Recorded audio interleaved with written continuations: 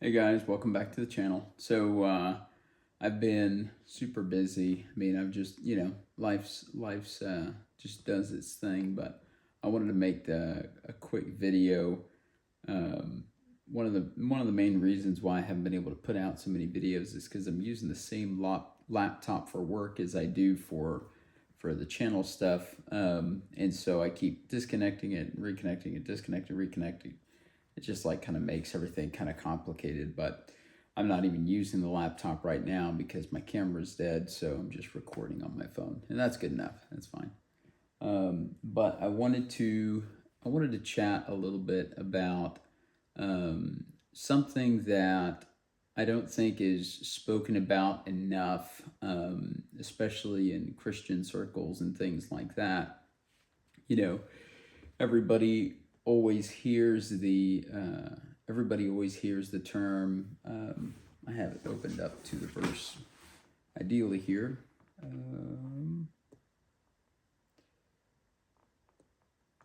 So it's from Matthew 23:22. I'm sorry. It's from Matthew 22:37 to 40. So it's just, when Jesus says the first commandment, thou shalt love the Lord thy God with all thy heart, with all thy soul, and with all thy mind. This is the first and great commandment. And the second commandment is thou shalt love thy neighbor as thyself. And that's also reiterated in Leviticus. But I just wanted to talk about that for a moment because it's something that is not really spoken about. We glaze over it very quickly, but the main theme of Christianity as taught by Paul is that we're unworthy of God's love, and the wages of all of the sin that we perform is death and all this kind of stuff. And from the get-go, from Christianity, from the get-go, you're taught that you're not worthy of God's love. You're not worthy of being with God in heaven. You can't be in God with heaven because of how sinful you are, and God is a perfect person, and in his presence he can only have perfection and all this kind of stuff, right? And just all these reasons why God can only have sinless things in his presence and stuff. But you see in that verse that it talks about loving yourself, love thy neighbor as thyself, which is something very interesting because that's not something that's spoken about in Christianity very much. Everybody knows to treat each other well, to be nice to people and all this kind of stuff. A lot of people, whether they do that or not is a different topic, but for the most part, just the topic alone of love thy neighbor as you love yourself can also be translated to hate your neighbor as you hate yourself. And the reason why I say that is because nowhere in Christianity are you taught how to love yourself, how to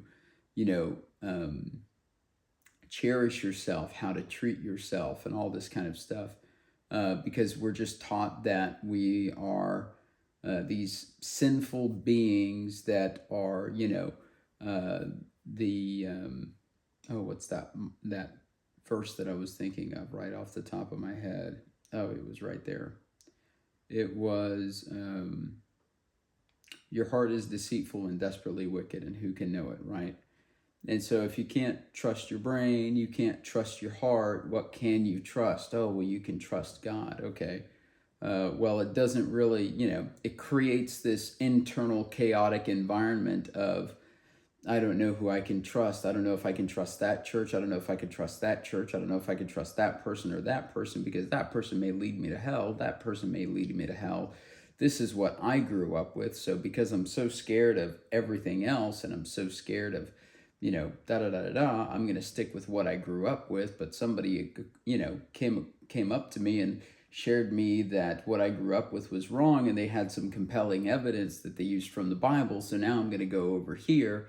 And as I'm standing over here, I'm wondering with the different doctrines that they have, whether or not they're actually, it's just this big, huge shitstorm of just, worry and all this kind of crap that Christians go through. And the reason why I know that is because my mom started off as Catholic, then we went Episcopal.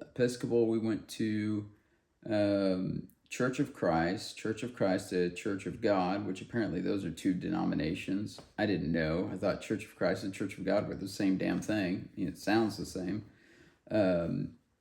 Church of Christ, the Church of God, to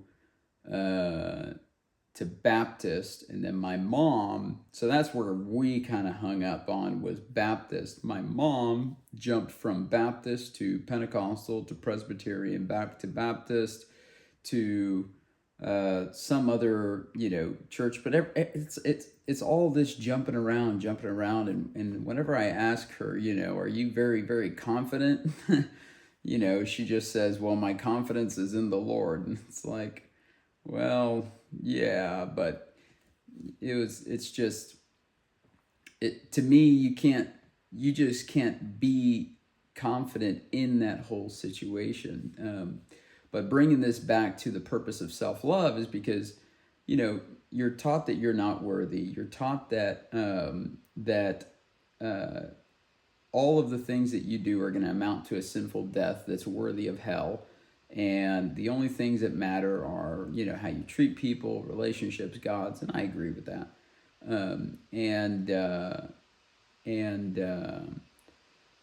So my thing is, in that whole thing, when you're in the church, when you're stressed out, when you are constantly in this belief that, I'm not worthy and all this kind of stuff, if you are playing the role of the perfect Christian, then it's quite easy to be, filled with, love for everything and love for others and all that kind of stuff.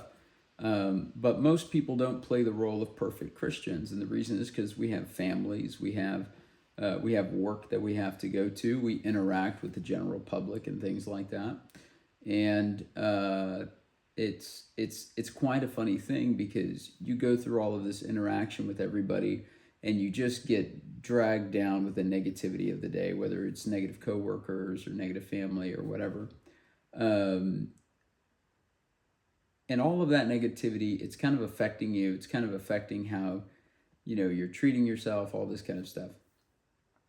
All of this to say this, what I'm trying to get to is that, in Christianity, you're not taught to love yourself. And so if you're not taught to love yourself completely and wholly for everything that you are, all the positive things about you, all the negative things about you, your past, your present, your future, your emotions, if you are not in complete love with yourself, it is impossible to love your neighbor, And so what we end up with is a whole bunch of like these weird mixed relationships where people who hate themselves, like me growing up, I hated myself. I had bad relationships with everybody, and I treated everybody poorly.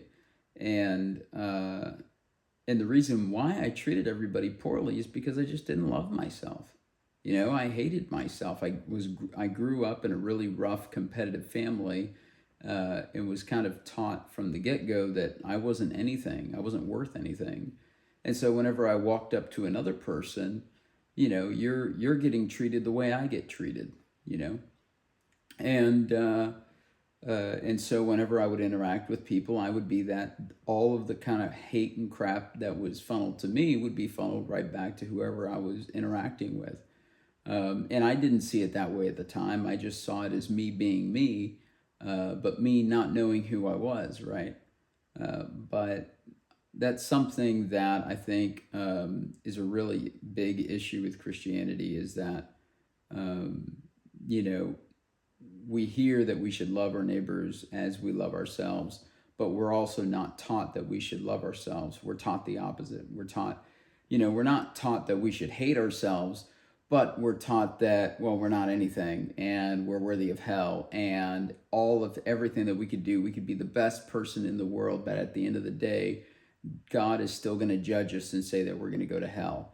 And so the only way that you can get around that is if you say this magical prayer and you believe this belief with all of your heart, and you confess it out loud, then you'll be saved. And now your deeds matter. Now your works matter. Now everything that you do matters. And that's just not what Jesus taught. That's not what he was about. When people asked Jesus if he was the coming Messiah, his response to the whole situation, to the general question, was that he was here to uphold the law. No, he was not. He was just here to uphold the law.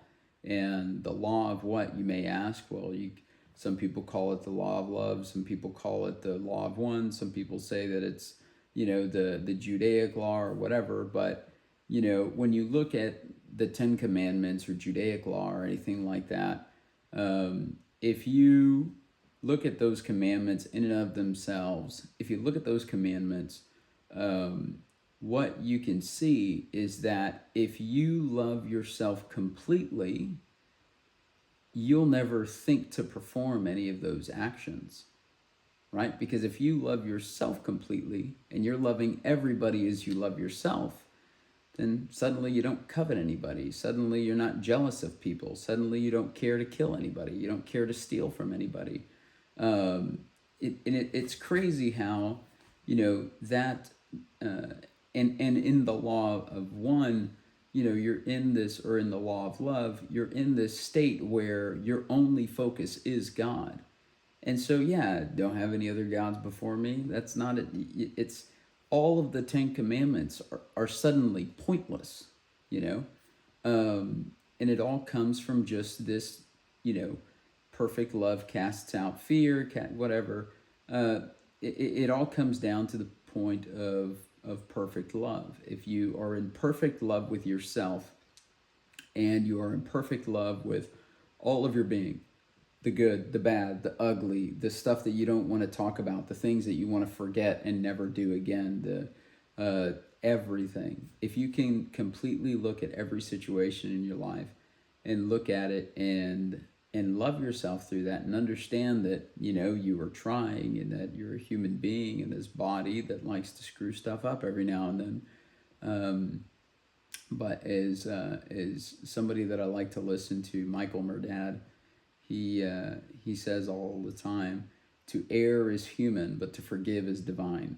And to me, that's just such a beautiful saying, because it's very true. We're human beings. We're going to come here. We're going to screw up. We're going to hate ourselves. We're going to look in the mirror and think to ourselves, we need to lose a few pounds and all this kind of stuff. But when you're in complete love with yourself, and you love others the way that you love yourself, suddenly you don't hate anybody, you don't judge anybody. When somebody is, out there yelling at you, screaming at you, it doesn't bother you, because you know that they're yelling at you and screaming at you from their hurt. If somebody is cursing you, it doesn't bother you, because you know that they're in their own screwed up world of things. But it's one of those things that, it's just one of those things where if you genuinely love yourself, which is something that's not taught in Christianity, you're not taught how to love yourself. If you genuinely love yourself, you will become a more sensitive person. Just in my experience, it may not be true for everybody, but in my experience, as I have become more in love with myself, I have become more sensitive to other people around me. Because if I am in love with myself, and I'm in complete love with myself, why would I want to hang out with a person who calls me stupid all the time? I don't want to do that. Why would I hang out with a person who's making jokes about me? I wouldn't want to do that either. And so, when you just focus on loving yourself, your relationships change, everything changes, but your outlook of how you view everybody, and just your relationship dynamics and stuff, essentially transform. And a lot of people aren't going to expect it, but it's just something that I felt like was important, because it's not addressed in Christianity. You should love yourself. Christianity tells you this view that you're not worthy of God's love, but you are. You are worthy of God's love, and you don't have to do anything to be loved by God. You don't have to believe in anything to be loved by God. All you have to do is look up to the sky and say, God, I love you and I want you to love me. And the answer is already yes. It's as easy as that. There's not all of these little side quests that you have to do, all of these side beliefs that you have to believe in. From when you're born, attached to God's love tethering you while you're on this planet. And so you can believe whatever you want to believe, you can act however you want to act, but when you die, you're going to go right back to being with God. And a lot of Christians hate that. And the reason for that is because then judgment's thrown out the window, right? Well, what are you talking about? You're saying that a person who murders a person and never goes to church and is just, drinking every day and shoots up every day and they're just trashed on the street, they don't have a job, they're going to go to the same place that I'm going? No, I wouldn't say that, but their soul is, right? There's not any sort of, or their soul has the potential of going there. There's not any sort of damning, sort of hell that everybody thinks of. The hell that you're going to get is the hell that you create for yourself. There's so many Christians that are living on hell right now because they hate themselves. They wake up every morning and they're just so filled with so much hate for themselves that it goes out. You see their relationships with other people. They hate everybody, and then they go to church. For the one day out of the week, they, do the whole Christian thing. And then they go back to just being a very hateful person. One person that I know right now, and the Bible talks about it, is whenever you have, if there's something, I forget where it is, I'll probably make a separate video on it, but essentially, I don't remember who said it. It might have been Jesus, it might have been somebody else, but essentially, it's bringing gifts. The passage was like bringing gifts to an altar. If you're bringing a gift to an altar and you remember and you know that there is somebody who is actively mad at you for something, you should go immediately and ask for forgiveness before you give your offerings to God. And it's kind of an example of Christians who have wronged people, but they have this pride and this ego about what they did was the right thing because of the righteous wrath and, God's anger and all this kind of crap. And so they do these just vile things and they just commit these disgusting acts and they refuse to ask for forgiveness because in the eyes of God, I don't need to forgive. I don't need to ask for forgiveness, when in the Bible it says, if you know that it's causing that person, if it's causing an issue with that person, you should go and ask for forgiveness. It didn't say based off of how you feel or based off of what you felt the dynamic was, whatever. No, it says if you know that you did something that is bothering another person, you need to go and ask them for forgiveness. It didn't say to go apologize. Apologizing and asking forgiveness, two very different things. I can sit here and apologize, but when I ask for forgiveness, it comes with the idea that I am understanding of the fact that I had done something wrong to hurt you, or at least done something that hurt you. Whereas apologizing is more like, some people can be really double-sworded with their apologies. One of my family members, her favorite thing to say is, I'm sorry that I hurt you the way that I did, but I'm not sorry for what I did. It's just like, okay, in that case, that what the hell is that? It's not an apology. I'm sorry when when I beat the crap out of you the other day, I'm sorry that you cried after, but I'm not sorry that I beat the crap out of you. Like, just doesn't make any sense at all. But yeah, I just want to leave the video right there. I didn't want to drag it on too long because there's another one that I want to record before I go to bed.